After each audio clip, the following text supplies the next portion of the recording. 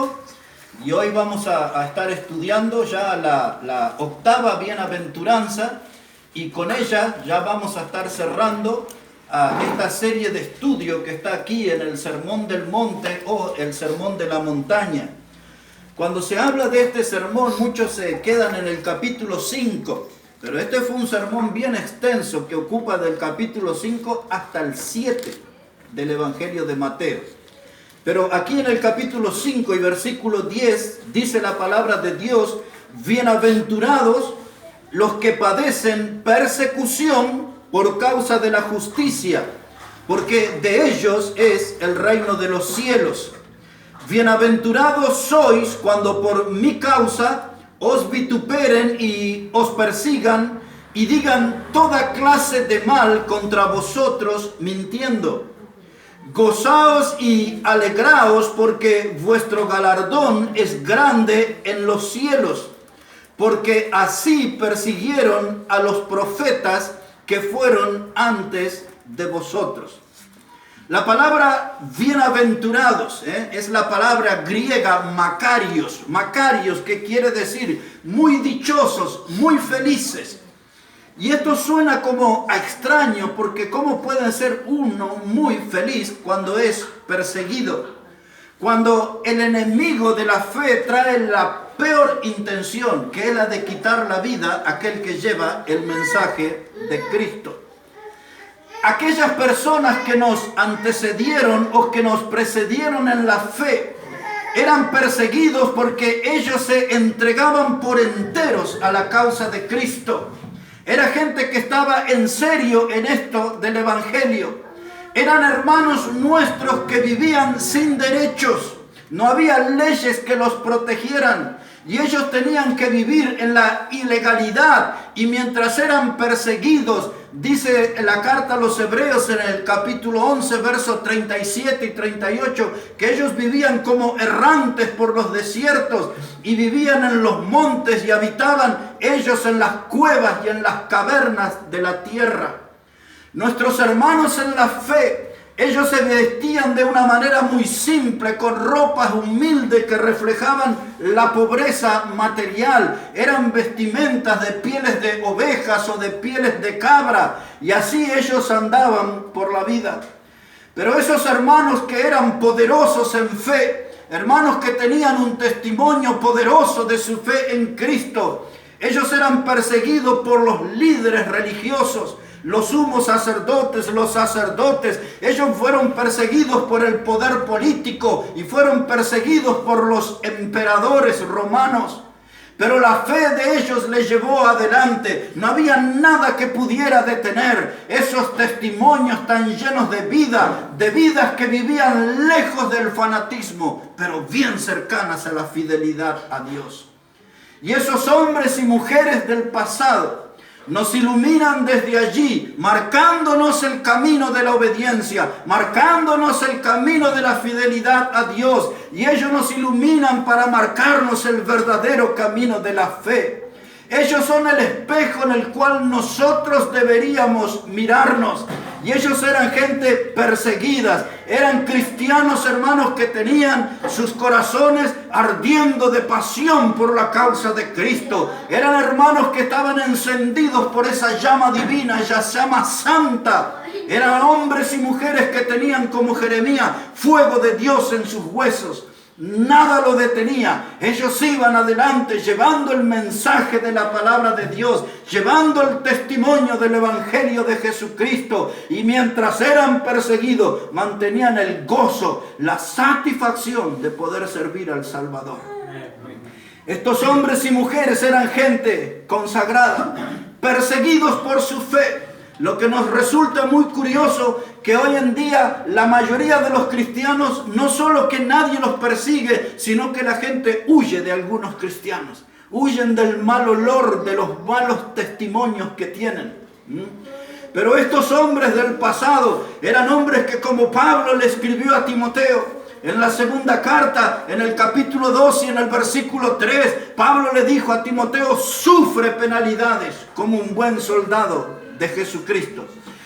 Esos soldados cristianos no eran cristianos, hermanos, de azúcar que se disolvían rápidamente. No eran cristianos de manteca que se derretían. Eran cristianos sólidos. Por eso Pablo dice que el cristiano debe aprender a sufrir penalidades como un buen soldado de Jesucristo. Y ahí surge la pregunta: ¿qué clase de soldados somos nosotros? ¿Calificamos como buenos soldados? Porque hay muchos que son desertores, muchos abandonan las filas del Señor y se van al mundo. Muchos desertores de la fe abandonan las filas del Señor y se meten en el pecado, se meten en las tinieblas. Muchos de los desertores de la fe dejan el camino del Señor y se van de la mano con Satanás por ahí. Pero el soldado fiel, el soldado verdadero, ese está dispuesto a sufrir penalidades como un buen soldado de Jesucristo. Y Pablo también le escribió a su discípulo Timoteo. Y Pablo le dijo en la segunda carta, en el capítulo 3 y en el versículo 12, le dijo que aquellos que quieren vivir piadosamente padecerán persecución. Cuando Pablo habla de vivir una vida piadosa, está hablando de vivir una vida santa, una vida pura, una vida apartada, separada para Dios. Vivir una vida piadosa significa tener un estilo de vida inclinado al bien. Y usted y yo tenemos que tener esa clase de vida. Una vida piadosa, pero el que toma esa decisión, la Biblia le advierte, padecerá persecución. Las críticas ácidas caerán sobre usted. Ataques vendrán de todas partes, desde el grupo familiar, desde el lugar que trabaja, desde el vecindario donde vive. Cuando uno quiere vivir piadosamente, la persecución aparecerá, la persecución surgirá. Por eso, mis hermanos, es que tenemos que prepararnos. Este mundo, nuestro hermano, no es nuestro hogar. Nosotros somos ciudadanos del cielo. La Biblia dice en Filipenses 3 y versículo 20 de que nuestra ciudadanía es celestial, de donde también esperamos al Salvador. Cuando decimos estas palabras y esta creencia nuestra, al mundo esto le suena como locura. El pensar heredar un cielo eterno para el mundo, eso es una utopía. Quiere decir algo que nunca va a ser realidad. Pero nuestra fe nos asegura que hay un cielo que nos espera. Somos ciudadanos del cielo. El mundo no es nuestro hogar. La Biblia lo afirma que aquí somos extranjeros y peregrinos. Eso quiere decir que aquí estamos de paso. Estamos regresando a casa cada día. Cada día que pasa, estamos regresando a nuestro hogar, a la patria celestial. En mi vida, mucha gente como predicador ha mostrado respeto por mí. En la sociedad, mucha gente ha mostrado respeto por mí. En el ámbito de la política, del periodismo, muchos mostraron respeto por mí. Pero por lo general un cristiano no es respetado, y mucho menos el mundo siempre, hermano, va a tratar de atacarnos, de lastimarnos. El mundo nunca va a ser cariñoso con nosotros. Si el mundo no quiere respetarnos, el mundo tampoco va a mimarnos, porque el mundo sabe que nosotros no somos de aquí. Esta tierra es un territorio hostil, es un territorio adverso para nosotros. Por eso Pablo, cuando le escribió a los filipenses, les desafió a ellos y a nosotros a resplandecer como luminares en el mundo, en medio de una generación que es maligna y perversa. Y ese es nuestro desafío. Resplandecer como luminares, luminar como el sol, como la luna, como las estrellas, que nuestro estilo de vida se distinga en medio de esta sociedad corrupta. Más que sociedad, es una suciedad en donde estamos viviendo. Que nuestro estilo de vida se distinga en este mundo pecaminoso de tinieblas, en este mundo que abrazó al diablo. Nosotros debemos resplandecer como luminares en medio de esa generación maligna y perversa. Tenemos un gran desafío y tenemos que sobrevivir a la persecución. Bienaventurados aquellos que padecen persecución. Esta semana una noticia nos golpeó bien duro. Un predicador joven a quien yo no conocía, con una familia numerosa, mucho más joven que yo, el predicador, había llegado Camerún como misionero. Solamente una semana tenía allí y esta semana le dieron un tiro en su cabeza y le quitaron la vida. Su nombre es Charles Huesco. No le conocí personalmente a él, pero ese es el mundo que nosotros vivimos. Y cuando usted lee las noticias en Nigeria, y cuando ve el Marruecos, y cuando ven todos esos países donde el Islam reina o donde el comunismo tiene su poder, nuestros hermanos en la fe están siendo perseguidos y muertos, pero esa gente, hermano, sigue adelante predicando la palabra de Dios, porque un día entrarán al cielo sonriendo con el gozo de la misión cumplida, de haber predicado la palabra de Dios en medio de la persecución, en medio de la adversidad. Esa gente, hermanos, vive un cristianismo en serio, y ese es el desafío para nosotros, que no seamos cristianos de nombre nada más, sino que vivamos realmente a la altura de los principios de la palabra de Dios, aprender la palabra de Dios, practicar la palabra de Dios, vivir la palabra de Dios, exaltar la palabra de Dios. Y cuando la palabra de Dios es puesta al alcance de la gente, padeceremos persecución. Padeceremos persecución. Usted ya ha oído hablar de todas esas cosas que quieren imponer aún a nuestros niños en los colegios de la igualdad de género.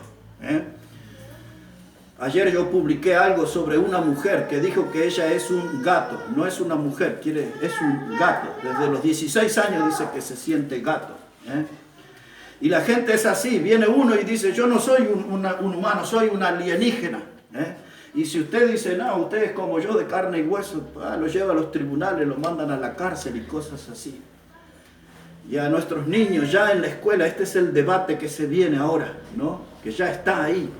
Les quieren enseñar de que ellos son los que tienen que definir la identidad. Que un niño puede decir que es mujer, y esta semana que pasó mostraron aún en la televisión a una maestra intentando pintarle los labios a un niño, a un varón en el aula, y el niño se resistía. Todo esto quieren cambiar, pero la Biblia dice que Dios lo creó varón y hembra.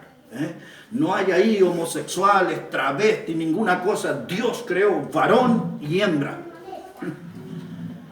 Y ahora cuando nosotros nos paramos a favor de la palabra de Dios, llueven críticas, llueven ataques, la gente tiene deseos de matarnos, la gente nos acusa de intolerantes, la gente nos acusa de anticuados, de dinosaurios, toda clase de agresiones, y si nos tuvieran a su alcance nos quitarían la vida. Por eso nosotros como cristianos, cuando estamos en la palabra de Dios, tenemos que estar dispuestos, porque la Biblia dice, bienaventurado, muy felices, conserva el gozo en medio de la persecución. En medio de la persecución. Mire qué decía nuestro Señor en cuanto a esto. Si puede acompañarme al Evangelio de Juan, el capítulo 15, por un momento. Evangelio de Juan, el capítulo 15. Y una vez que llegamos allí, vea cómo dice la palabra de Dios, versos 18 a 20. Evangelio de Juan, el capítulo 15 y los versículos 18 a 20. Así dice la palabra de Dios por labios de nuestro Señor Jesucristo. Dice, si el mundo os aborrece, sabed que a mí me ha aborrecido antes que a vosotros. Si fuerais del mundo, el mundo amaría lo suyo. Pero porque no sois del mundo, antes yo os elegí del mundo, por eso el mundo os aborrece. Acordaos de la palabra que yo os he dicho, el siervo no es mayor que su Señor. Si a mí me han perseguido, también a vosotros os perseguirán. Ahí están las palabras del Señor. Claro, Él dice, el mundo nos va a aborrecer. Y Él nos recuerda que antes Él fue aborrecido por el estilo de vida que llevó, por la clase de mensaje que predicó, por el Dios que Él representó en la tierra. Él fue perseguido. Y Él dice, si ustedes están en el mismo camino, también serán perseguidos. También serán aborrecidos. Esa palabra aborrecer habla de un sentimiento de la gente hacia nosotros, de un odio, de muestra de desprecio a nuestra creencia y a nuestra persona. Este mundo no nos va a andar aplaudiendo a nosotros por ser cristianos. Este mundo nos va a aborrecer y nos va a perseguir. Y dice el Señor Jesucristo, antes me aborrecieron a mí, y ahora dice, a mí también me persiguieron, y a vosotros os perseguirán. Y en esa persecución el mundo no tiene límites. Porque mire lo que dice ahí al lado, en capítulo 16, versículos 1 y 2. Juan, el capítulo 16 y los versículos 1 y 2. Dice la palabra: estas cosas os he hablado para que no tengáis tropiezo. Os expulsarán de las sinagogas y aún viene la hora cuando cualquiera que os mate pensará que rinde servicio a Dios. Ese texto nos habla de lo que les conté recién, de cómo en el pasado y cómo ahora en nuestros días, hermanos en la fe están siendo muertos. Y hay gente que dice: bueno, nosotros aquí somos del Islam en esta nación, no queremos cristianos, y cuando viene un misionero los matan. Y es triste las imágenes que vemos de las iglesias donde están nuestros hermanos todos calcinados porque les prenden fuego.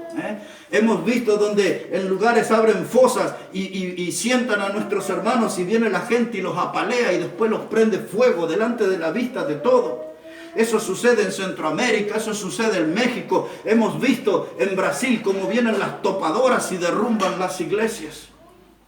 La persecución hoy está. Y si usted no sufrió persecución, es porque quizás no está predicando el mensaje del Evangelio correctamente. Porque el Evangelio está contra los hombres. El Evangelio está en contra del estilo de vida que tiene la gente pecaminosa. Y por eso la gente se opone al Evangelio. Porque el Evangelio señala sus faltas. El Evangelio señala sus pecados. El Evangelio señala que lejos de Dios que están viviendo. Y la gente se enfurece y se enoja contra el mensaje. Y terminan enfureciéndose contra el mensajero también.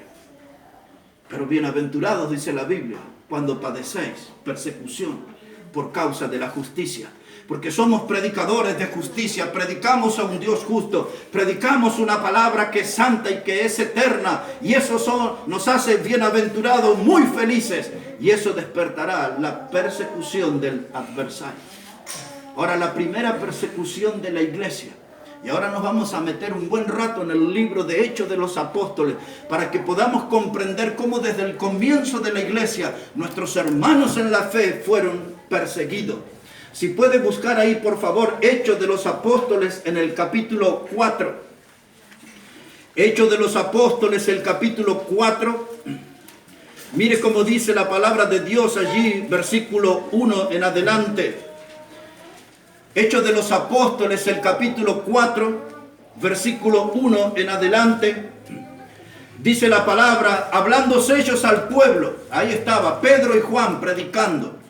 Mientras ellos hablaban al pueblo, vinieron sobre ellos los sacerdotes con el jefe de la guardia del templo y los saduceos, resentidos de que enseñasen al pueblo y anunciasen en Jesús la resurrección de entre los muertos. Y les echaron mano y los pusieron en la cárcel hasta el día siguiente, porque era ya tarde. Pero muchos de los que habían oído la palabra creyeron, y el número de los varones era como 5,000. Ahí estaba, dice la palabra de Dios, los sacerdotes, el jefe de la guardia, gente de la religión o de la secta de los saduceos. Ellos vinieron sobre los varones de Dios y les reprendieron porque no querían que anunciasen la salvación, la resurrección eterna en Cristo Jesús. Y entonces fueron allí y los pusieron en la cárcel. Y aquí viene la primer persecución de la iglesia. Nuestros hermanos en la fe siendo perseguidos por la predicación, por el mensaje del Evangelio. El mensaje del Evangelio siempre va a despertar la furia en el pecador. El mensaje del Evangelio pone el dedo en la llaga, en el pecado de la gente. Y la gente reacciona con enojo, con furia y quiere terminar, sepultar el mensaje y sepultar al mensajero también. Ahí fueron puestos en la cárcel. Pero mire la reacción de los hombres de Dios. En este capítulo 4, verso 17, mire cómo reaccionaron ellos, Pedro y Juan. Dice: sin embargo, para que no se divulgue más entre el pueblo, amenacémosle, decían los sacerdotes y los saduceos, para que no hablen de aquí en adelante a hombre alguno en este nombre, es decir, en el nombre de Cristo, que nadie hable más. Ahora, verso 18 dice, y llamándolos, les intimaron que en ninguna manera hablasen ni enseñasen en el nombre de Jesús. Mas Pedro y Juan respondieron diciéndole, juzgad si es justo delante de Dios obedecer a vosotros antes que a Dios, porque no podemos dejar de decir lo que hemos visto y oído. Y esta debe ser la reacción correcta de un hijo de Dios. Cuando nos quieran intimar, esa palabra intimar no es que usaron palabras dulces, suaves, cariñosas. Usaron un término agresivo, una terminología violenta, una terminología que pudiera imponer miedo en ellos. Pero estos hombres eran buenos soldados de Cristo, nada los iba a detener, nada los iba a asustar. Y ellos se defendieron diciendo, es necesario obedecer a Dios antes que a los hombres. Aunque vengan ahí cortando cabezas, seguiremos predicando la palabra de Dios. Aunque la persecución se desate, ellos seguirían predicando la palabra de Dios, mis hermanos. Es ese nuestro compromiso, predicar la palabra de Dios, aunque la persecución se desate, firmes hablando de Cristo. Amén. Pero ¿notó cuál es la estrategia del enemigo? Imponer temor y pedir con términos groseros que no se hable en el nombre de Cristo. Intente hablar en la universidad de Cristo. No le dejarán. Intente poner la Biblia en la universidad. Pero ahí va a encontrar cosas de Marx, del comunismo, del socialismo, del humanismo, de Hitler, de todo. Pero de Cristo no. No lo quieren. Mande a sus niños con un folleto de la iglesia al colegio. Y va a ver cómo la directora le va a llamar. Sin embargo, llevan publicidad de homosexuales y de todo esto, de estas doctrinas de género y de toda esa basura del infierno. Pero si nuestros hijos llevaran un folleto de la iglesia en el colegio, los padres serían citados. ¿Está entendiendo, hermano? Amén. Hay persecución. Pero aquí había varones firmes que estaban en serio por la causa del Evangelio. Y es esto la invitación para nosotros a ponernos por Cristo firme, a comprometernos realmente por la causa del Evangelio. Porque no estamos en un asunto humano, no estamos en una religión producto de los hombres. Estamos en el camino del Señor y queremos ser voceros del Dios vivo. Amén. Y ahora aquí, en el capítulo 5, ahí vamos a descubrir la segunda persecución. Mire cómo dice la palabra de Dios, capítulo 5 de Hechos, versículo 17. Nos encontraremos con la segunda persecución a la iglesia. Dice la palabra de Dios, entonces, levantándose el sumo sacerdote y todos los que estaban con él, esto es la secta de los saduceos, se llenaron de celos. Hay un libro, Cantar de los Cantares, dice que hay celos que son más fuertes que la muerte. Celos que son más fuertes que la muerte. Y esta gente escuchó predicar al pueblo de Dios y sintieron celos, dice la Biblia. Dice verso 18, y echaron mano de los apóstoles y los pusieron en la cárcel pública. Que todo el mundo los vea para ver si se avergonzaban. Ahí estaban presos, todo el mundo los veía. Pero ellos no sentían vergüenza, ellos sentían el gozo de ser perseguidos y sentían el gozo y el gran privilegio de predicar sobre el Cristo resucitado, sobre el Cristo Salvador. Y mire cómo sigue aquí esta historia, Hechos capítulo 5, verso 40. Ahí cuenta cómo termina esta segunda persecución. Hechos 5, verso 40. Dice la palabra de Dios, y convinieron con él. Y llamando a los apóstoles, después de azotarlos, les intimaron que no hablasen en el nombre de Jesús y los pusieron en libertad. Y ellos salieron de la presencia del concilio gozosos de haber sido tenidos por dignos de padecer afrenta por causa del nombre. Y todos los días en el templo y por las casas no cesaban de enseñar y predicar a Jesucristo. Amén. Otra vez aparece la palabra intimaron. Los pusieron contra la pared, los acorralaron, los insultaron, les dijeron las peores groserías, no prediquen más en ese nombre. Le mostraron esos dientes, esa cara de odio y le dijeron no queremos que prediquen más en ese nombre. Y les vamos a dar un regalito extra, los azotaron. Un castigo intenso que podía ser con látigo o varas. Y ese castigo, ya sea con cualquiera de esos elementos, látigo o vara, dejaba a la persona al borde de la muerte. Y aquí vemos a nuestros hermanos en la fe. Estaban intimados, maltratados, estaban allí castigados, azotados. Y uno puede imaginar esos cuerpos sangrantes, esos cuerpos malheridos.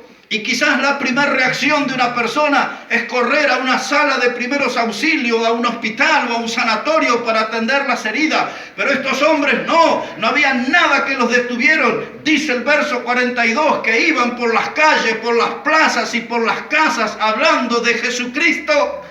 Estos estaban en serio. Estos cristianos nos muestran el estilo de vida que necesitamos vivir. Estos cristianos nos están marcando el verdadero camino de la fe. Estos cristianos nos están enseñando sobre el espejo en el cual nosotros debemos mirarnos. No hay un juego que se llama iglesia. Y no hay un juego que se llame cristianismo. Si usted está en el camino del Señor, tiene que estar en serio. Si usted está en el camino del Señor, tiene que tener compromiso con Cristo, con la causa, con el mensaje del Evangelio. Y no hay nada que nos pueda detener. Hay que ir adelante como estos hombres, como las mujeres en la Biblia, que ellos mostraron ese compromiso de llevar adelante el mensaje de la palabra de Dios. Pero sucedió lo que se veía venir. Y apareció el primer gran mártir de la iglesia. Era un muchacho joven. Era un predicador lleno del Espíritu Santo y de fe, dice la Biblia. Dice que todos los teólogos y los entendidos de religiones no podían debatir con él porque había un poder especial. Y cuando la gente miraba a este muchacho, dice que veían en él el rostro como de un ángel. Todo esto que le digo está al final del capítulo 6 del libro de Hechos. Ese muchacho se llamaba Esteban. Y mire lo que hicieron con él. Cómo terminó ese gran y joven predicador, dando un mensaje que iba a cambiar el curso de la historia. Y ahora les voy a explicar por qué digo eso. La prédica de ese hombre en la cual él dio su vida por ese mensaje iba a cambiar el rumbo de la historia. Véalo ahí en el capítulo 7, verso 56 del libro de Hechos. Hechos, el capítulo 7, versículo 56.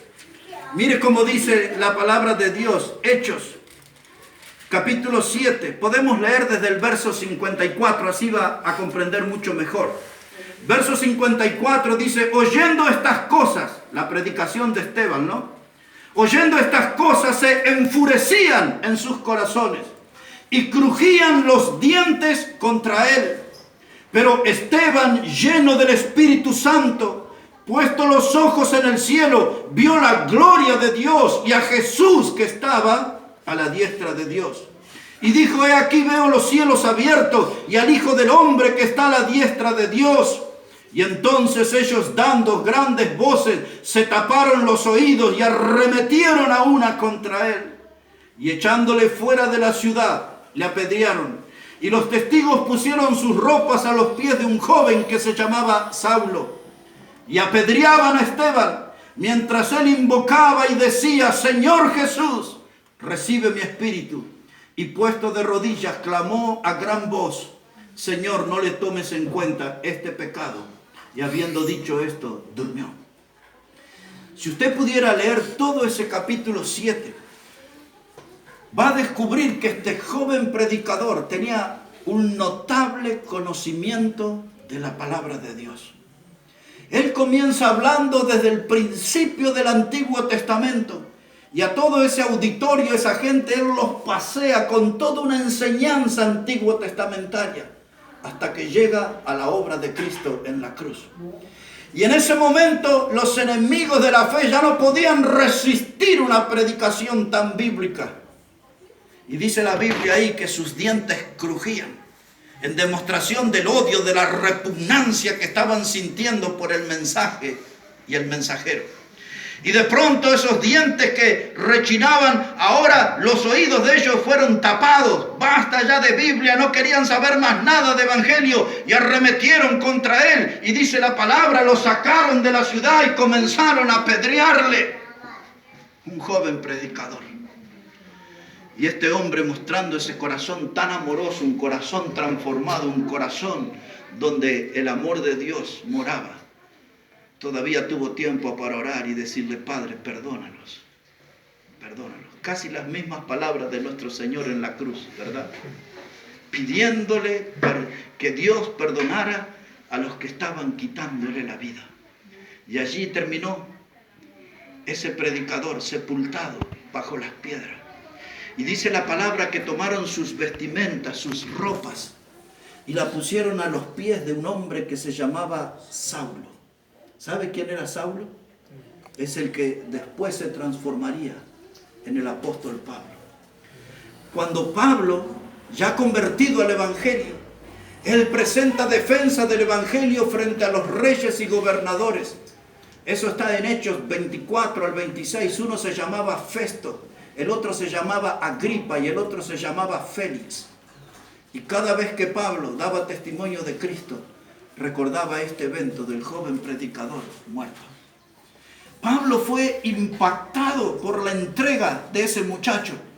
Pablo fue impactado por el compromiso de ese muchacho que tenía con Dios y con el evangelio. Y Pablo fue impactado por la predicación de ese muchacho. Y había algo terrible que Pablo nunca iba a poder borrar de su mente y de su memoria. Porque dice el texto que tomaron la vestimenta de Esteban, el predicador, y la pusieron a los pies de un hombre que se llamaba Saulo. ¿Sabe qué significa eso? El poner las vestimentas a los pies de una persona significa que ese era el autor intelectual del crimen. El mismo Pablo fue el que planeó la muerte de ese joven predicador. Por eso su vida iba a quedar impresionada, impactada por esa muerte. Y cada vez que él iba a defender el evangelio, él estaba mencionando a ese predicador llamado Esteban. Y esa vestimenta del predicador, ahí están. Y está a su alcance y a mi alcance. Y esa vestimenta la podemos tomar y ponernos nosotros y decir, quiero ser como Esteban. Quiero estar comprometido como Esteban. Quiero predicar como Esteban. Quiero servir como Esteban a mi Dios. Quiero vivir para Dios como Esteban. Y aún estoy dispuesto a morir para Dios como Esteban. Esos son testimonios que desde el fondo de la historia vienen a nosotros a alumbrarnos con su luz en el camino que tenemos que seguir. No somos religiosos huecos, somos cristianos salvos por Cristo Jesús y necesitamos vivir un cristianismo en serio, un cristianismo comprometido como el de este hombre llamado Esteban. Él iba a ser el primer muerto, pero miren el efecto